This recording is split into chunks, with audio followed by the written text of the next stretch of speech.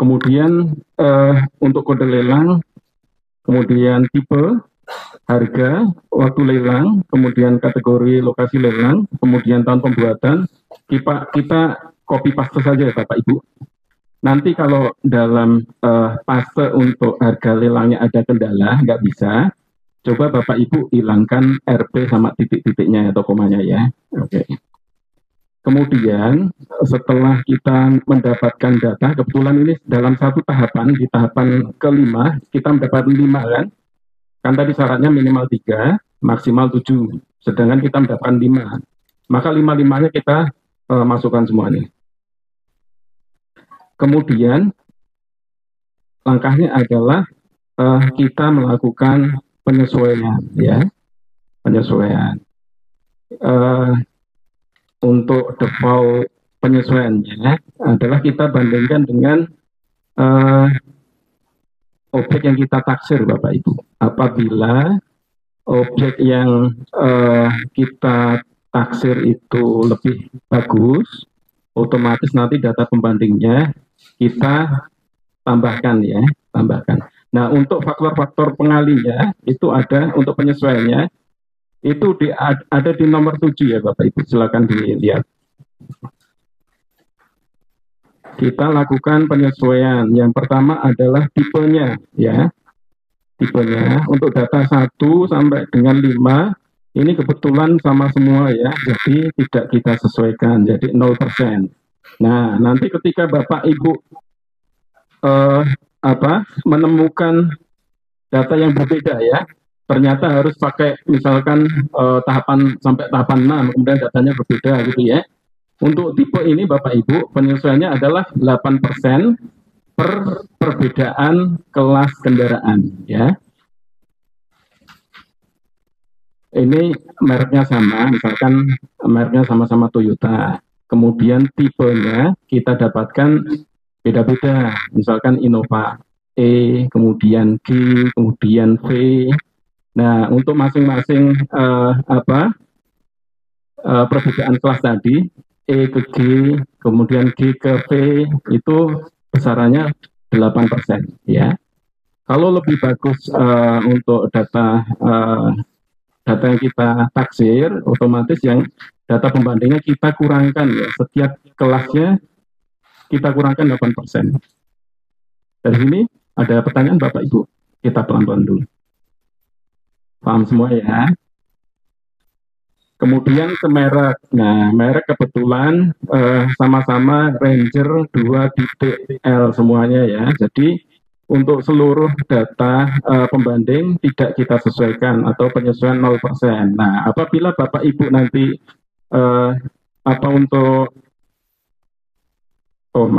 untuk mereknya ya. Mereknya default ya, Ford semuanya.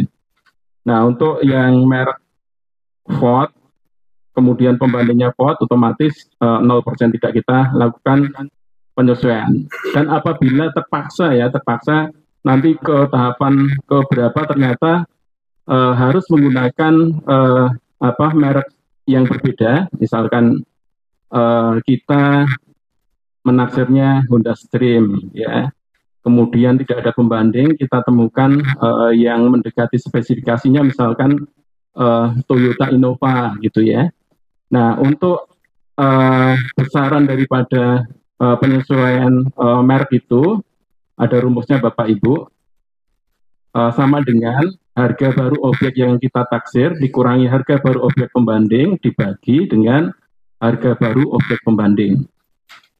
Atau kalau tidak ada harga barunya, maka harga yang sekarang ini otomatis kita melakukan pencarian data pasar. Ini khusus yang merek ya, kalau terpaksa Bapak Ibu. Kemudian kita penyesuaian di waktu. Nah, waktu ini adalah waktu lelang Bapak Ibu. Kita penaksirannya di tahun 2024. Data pembandingnya kita temukan di tahun 2002, yang pertama sampai keempat itu 2022 semuanya. Kemudian yang data kelima itu 2023. Nah, untuk masing-masing selisih waktu ya, selisih waktu itu penyesuaiannya sebesar 2%. Jadi berhubung waktu lelangnya itu di tahun 2022, maka rumusnya adalah 2024 dikurangi 2022, kemudian dikalikan 2%, ya, dikalikan 2%, ketemunya 4%. Kemudian yang 2023, selisihnya cuma 1 tahun dengan penaksiran kita, maka penyesuaiannya hanya 2%. Oke. Dari sini ada pertanyaan Bapak Ibu? Clear ya? Kemudian berikutnya penyesuaian lokasi. Nah, ini lokasi di mana barang berada dan data pembanding berada di KPK mana gitu ya. Nah, kalau lokasinya itu sama-sama 3 ya, maka tidak perlu kita lakukan penyesuaian. Nah, lokasi penjualan secara lelang, kelas lokasinya terdiri dari lokasi 1, lokasi 2, 3, dan 4. Ini tergantung dari penawaran, besarannya penawaran dan permintaan ya. Ini penentuan lokasi dari Direktorat Jenderal Keuangan Negara. Kalau di data Power BI itu sudah ada ketentuannya. Yang di Metro itu lokasinya 3 ya, di lokasi 3. Kemudian kita mendapatkan data semuanya di lokasi 3. Jadi tidak kita lakukan penyesuaian. Oke. Tentang lokasi ada pertanyaan Bapak Ibu?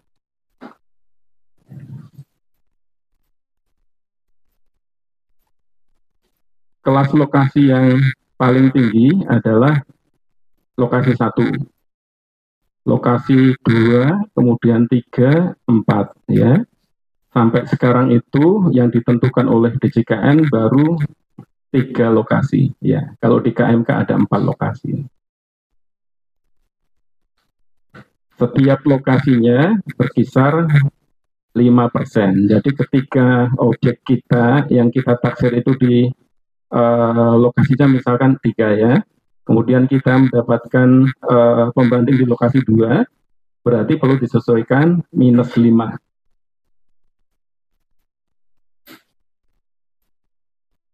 Kan satu kelas kan, lebih bagus data pembandingnya 1 tingkat lebih tinggi. Jadi perlu dikurangkan 5%. Oke. Ada pertanyaan Bapak Ibu? Lanjut ya. Kemudian tahun pembuatan. Kita ke tahun pembuatan. Nah, tahun pembuatan ini setiap perbedaan 1 tahun besaran penyesuaian sebesar 5% untuk kendaraan kelas rendah, kemudian 7% untuk kelas menengah, dan 10% untuk kelas tinggi. Kalau untuk yang kendaraan kelas rendah itu cc-nya sampai 1.200 ya, sampai dengan 1.200. Kemudian kelas menengah kalau roda 4 itu 1.200 ke atas sampai dengan 2.500. Kemudian untuk kelas atas atau kelas tinggi itu di atas 2.500. Untuk Ford ini cc-nya 2.500. Itu di kelas menengah ya. Kalau misalkan ada penyesuaian, maka satu tahunnya itu kita memakai yang 7% ya, 7% Bapak Ibu. Kalau perbedaan 1 tahun itu bedanya 7%. Clear Bapak Ibu? Clear atau bingung?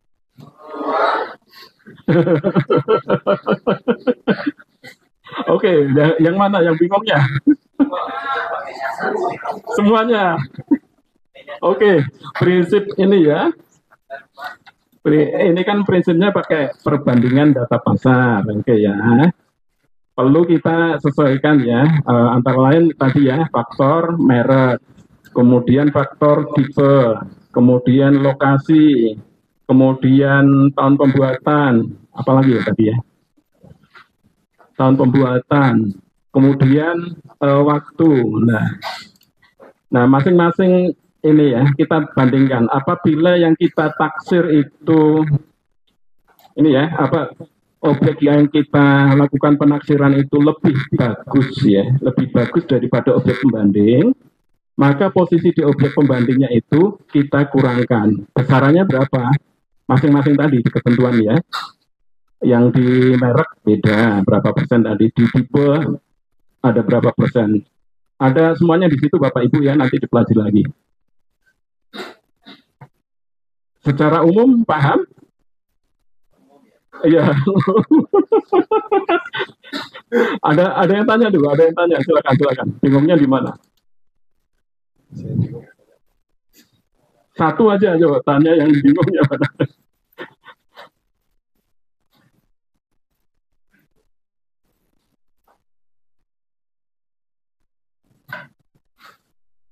Pak Artono juga. Bingungnya di mana Pak Artono?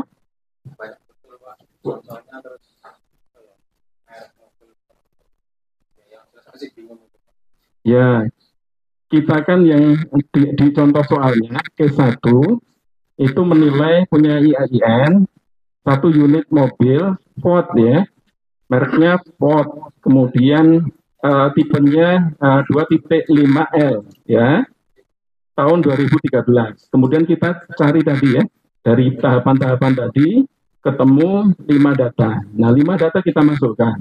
Kemudian kita masing-masing kita sesuaikan yang ini ya, tipenya kebetulan sama semua, maka tidak perlu kita sesuaikan. Nah, apabila ada perbedaan tipe, maka yang ada di ini nomor 7 Bapak Ibu,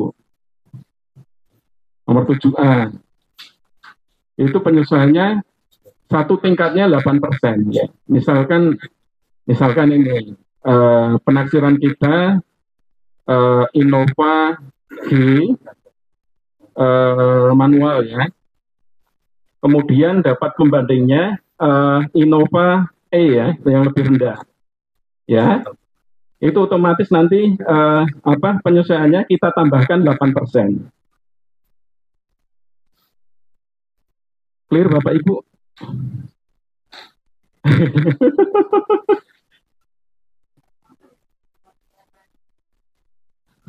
Di mananya? Pembanding kita lebih bagus atau lebih jelek? Lebih bagus berarti di pembandingnya nanti dikurangi. Ya. Yang ditampilkan di sini kan pembandingnya ya, ini kan pembandingnya. Kalau di sininya posisi lebih bagus, otomatis nanti dikurangi gitu ya. Kalau lebih jelek dari objek yang kita taksir, kita tambahkan gitu. Oke. Kalau merek di merek Pak. Nah, ya. Kalau di tipe ya, sorry. Kalau di tipe, kalau merek itu nanti berdasarkan harga jual pembelian barunya. Beda ketentuannya. Apalagi Pak, kok menghirup napas dalam-dalam ini. Lanjut ya Bapak Ibu ya.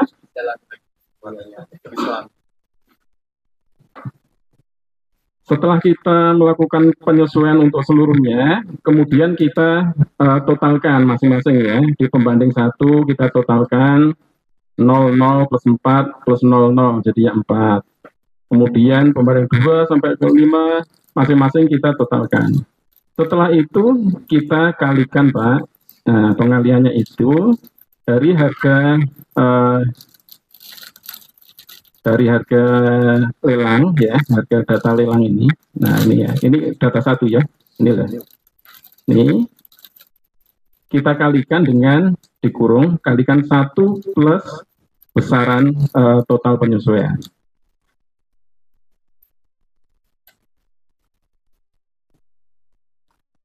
Clear nggak Bapak Ibu? Ditambahkan 4% gitu. Misalkan harga lelangnya 300 ya atau 100, kemudian di sini kan ada faktor penyesuaiannya plus ya, plus 4%, ditambahkan plus 4%-nya. Jadi 104 kalau misalkan 100. Ya berhubung di sini 38 juta, ditambahkan 4%-nya, kita menghasilkan 40 juta sekian. Ini data 1, data 2, 3, 4, 5, caranya sama semuanya.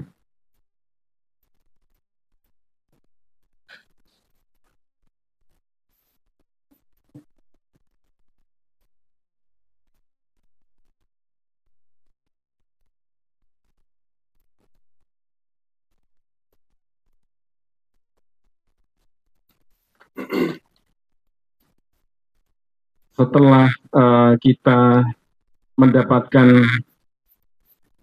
nilai taksiran masing-masing data pembanding, kemudian kita jumlahkan Bapak Ibu semuanya. 5 data ini kita jumlahkan mendapatkan 198.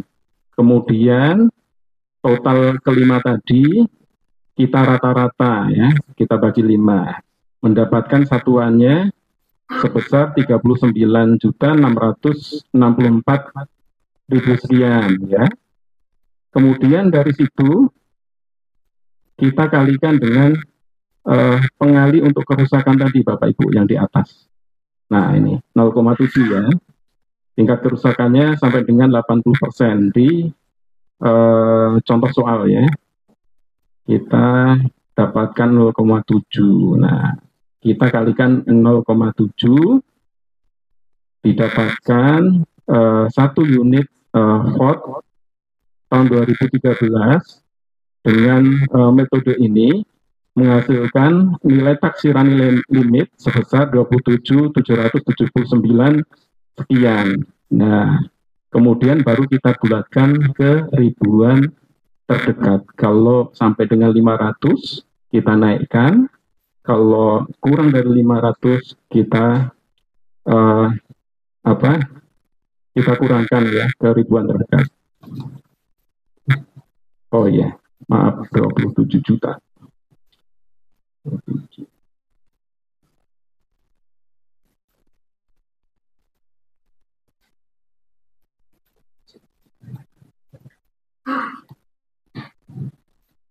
Selesai Bapak Ibu untuk ngitungnya ya, untuk ngitungnya. Kemudian langkah terakhir adalah kita mengisi kota di mana kita melakukan penaksiran. Ini kota metro misalkan ya tadi ya.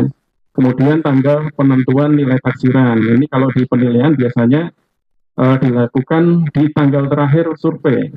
Nanti Bapak Ibu survei untuk barangnya kapan, nah itu dicantumkan di sini. Kemudian tanda tangan ketua dan anggota. Ada pertanyaan Bapak Ibu? Masih bingung semuanya? Jelas ya. Nanti coba Bapak Ibu pelajari kembali ya untuk urutan-urutan ini ya. Nanti Bang Ade ini bersedia untuk jadi kalau konsul lagi. Ya silakan Pak Hartono. Ini kan nantinya kita untuk mengajukan lelang Pak ya. Biasanya yang sudah kita lakukan, kita melakukan nilai taksiran, terus kita usulkan ke Sekdit. Setelah itu kita kalau sudah mendapat persetujuan, baru kita ajukan ke KPKNL. Artinya kalau sudah kita menilai taksiran ini, KPKNL sudah tidak menilai lagi. Ya, tidak Pak, otomatis pakai yang itu Pak. Ya. Terus ada pertanyaan lagi ketika dilelang nggak laku, bagaimana gitu ya. Nah ini kan masa berlakunya 6 bulan Pak, nanti bisa dimohonkan kembali. Nah ketika nanti dimohonkan kembali berulang-ulang ternyata tidak laku, nah pakai lagi ke pengelola ya Pak ya. Silakan pengelola nanti apakah dinilai secara mana gitu. Kalau pakai cara ini kan sama terus Pak nilai Pak. Iya. Mungkin itu Pak, terima kasih Bapak Ibu semuanya, kurang lebihnya mohon maaf. Nanti Bang Ade sama Pak Johan siap untuk membantu untuk konsultasi. Terus rencana di-upload di YouTube ya? Ya, oke. Kurang lebihnya mohon maaf Bapak Ibu. Wabillahi taufiq wal hidayah. Wassalamualaikum warahmatullahi wabarakatuh.